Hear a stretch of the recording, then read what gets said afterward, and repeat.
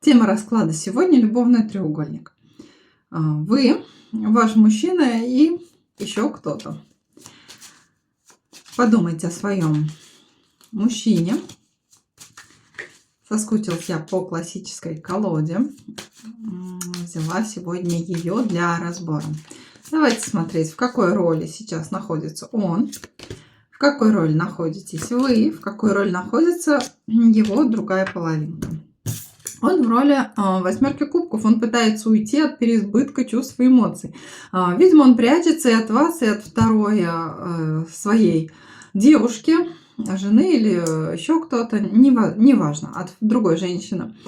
Здесь карта явно того, что ему не нравится уже эта вся ситуация, он пытается из нее выйти. Видимо, ваши отношения сейчас где-то на грани, либо туда, либо туда.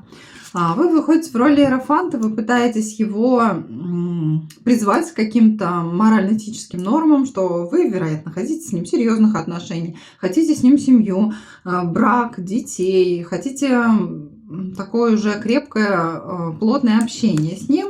Но, видимо, по восьмерке кубков он этого не хочет, он убегает. И роль другой девушки — это карта влюбленная. Она здесь тоже уже как бы сомневается, надо ли ей это.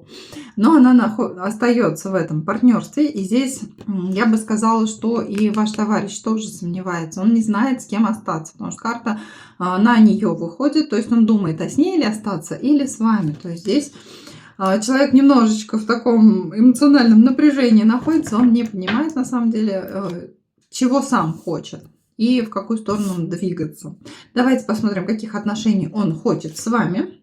Король кубков. Ну, карта любовника, естественно, и карта эмоциональных качелей. То есть он будет вам давить на эмоции, на какие-то свои грустные ситуации, на то, что там невозможно все это расторгнуть, невозможно выйти из тех отношений. Поэтому, да, будет устраивать эмоциональные качели. И давайте посмотрим, как он будет проявляться в вашу сторону.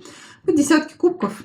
Эмоции, да, он будет вам устраивать вот эти самые эмоциональные качели.